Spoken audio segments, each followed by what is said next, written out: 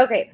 Hey guys, again. So I'm live again today. I know I've already been live once and I did some mindset stuff, but I do research all the time. I'm up late at night because my husband works double jobs, and I've just had a lot of things that I've been researching and just thinking about and how I can help people and how I can add value.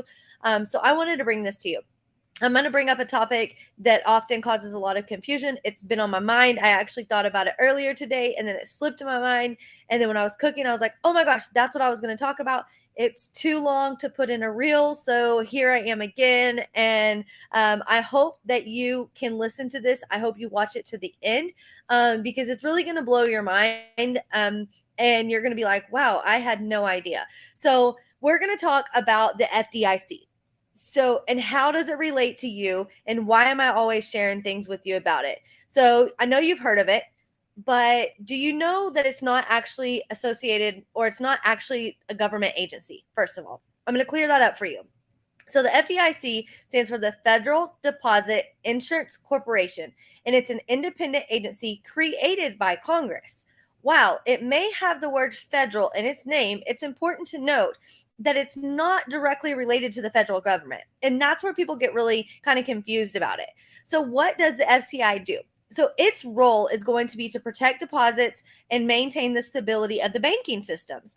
And how are they accomplishing that? So, what they do is the FDIC provides deposits that they sorry, I'm talked a lot today, as you can tell. So what the FDIC does is it provides deposit insurance to banks and different institutions.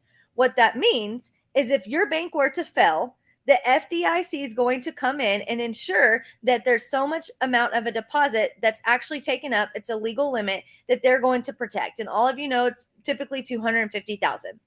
So that insurance company is what essentially it is. It's an insurance group that comes in and protects those assets. They replace up to 250. The misconception that is confusing for so many people is that the FDIC is overseen by a board of directors, and majority of those are appointed by the president of the United States. So that's where a lot of the different misconceptions come in. What people don't understand is that the FDIC operates independently from the political government. Like they have nothing to do with the government. Its functions are based on their own resources. They come from insurance premiums that are going to be based off of, I forgot to open my comments. They're going to come off of, so starting over again.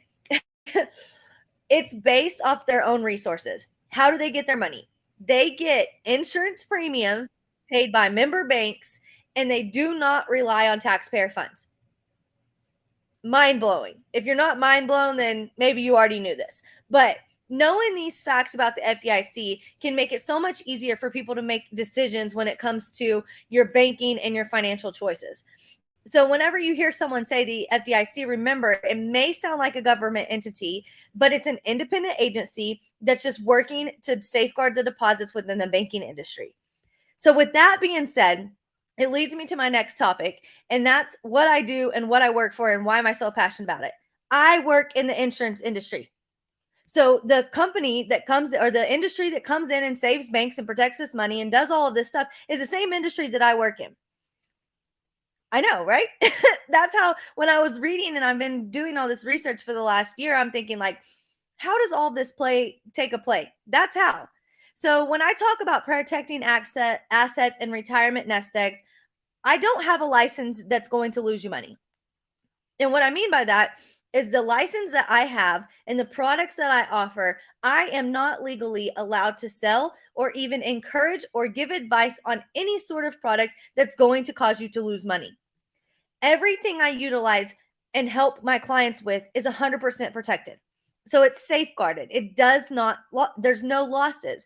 In the 160 years that the different types of annuities that have been around, there has never been any losses. So I get questions all the time that go along the lines of, well, I've never heard of this before. What is that? How come we don't know about that? How come no one tells us about the products you talk about?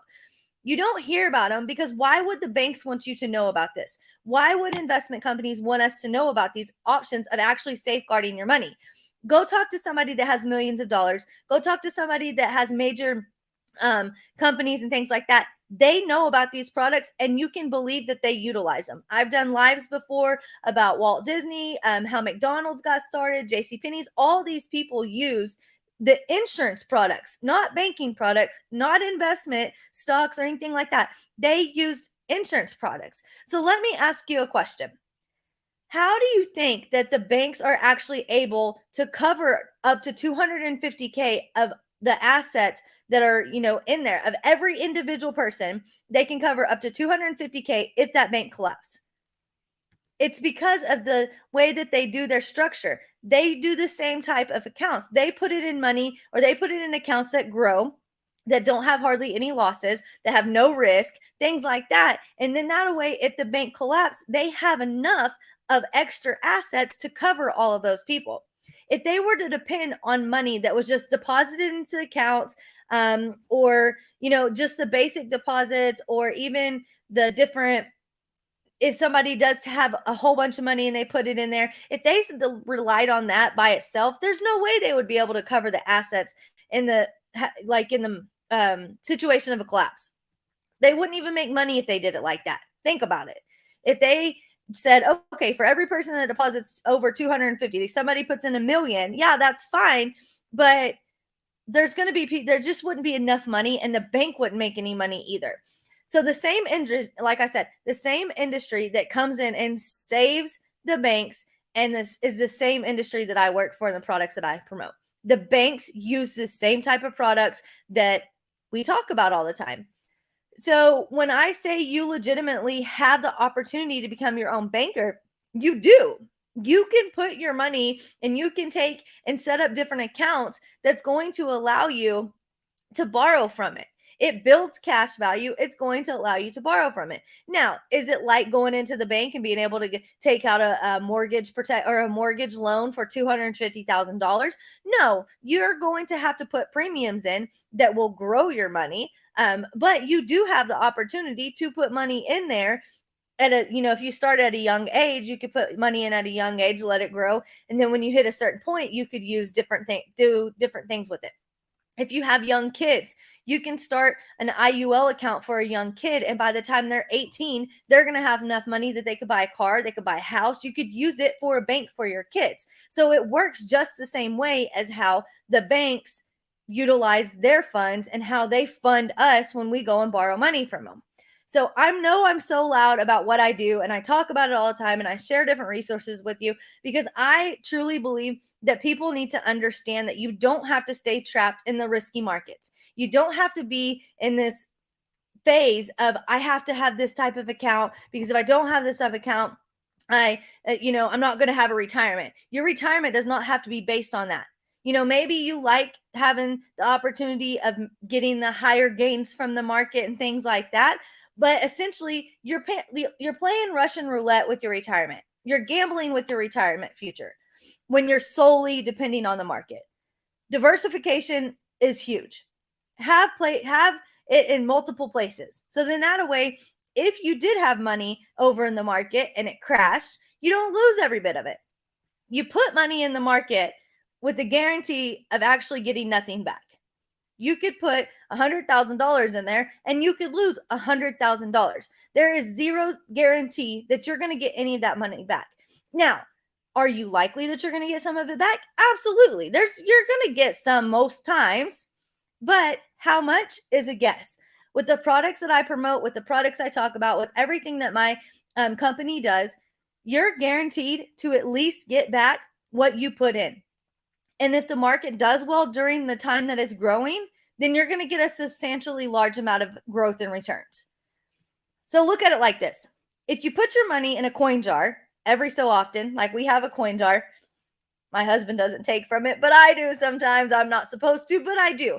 But if we were to put our money in this coin jar and we never took anything out of it, even if we didn't put money in it consistently, like we just put it in there every now and then, here and there, by the end, we're going to have more money than we started with. Now, if we put money in there and we take money out and we put money in and we take money out, is it possible that we're going to start with more than what we had? Probably not, because we're constantly taking from it. We're constantly losing. It's the same, essentially the same exact concept. With the products that we talk about all the time, with the products that I share with you all, like I said, they are guaranteed no loss. What you put in it is what you're going to get out of it without a doubt. Will it grow? Yeah, it's going to grow.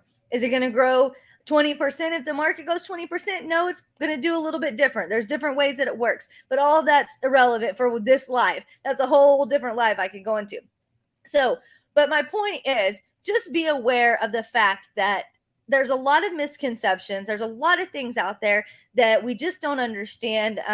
I think that it's crazy. Kyra is in the 7th grade and she actually did a project on interest not very long ago. Compound interest, simple interest, things like that. And it blew my mind because she was doing it all. And I'm like, oh my gosh. So they do teach this in school, but they teach it in the 7th grade and then they really never talk about it again. So you never really get to learn about all the different options that are out there for you and how you can set yourself up for such a better financial future in the long run. Which is why I became the teacher of finances and not the teacher of children anymore, because I think it's important to educate you and educate whoever needs to hear about it on the ways and the different things and the different options that you have available for you. So anyways, that's all I have. I know I've been on here a lot today and I'm thankful for you for joining in. If you have any questions about the FDIC or how that works, or you want to learn more about the insurance products that we have, and any of it. If you have any questions about any of this, please, of course, ask me.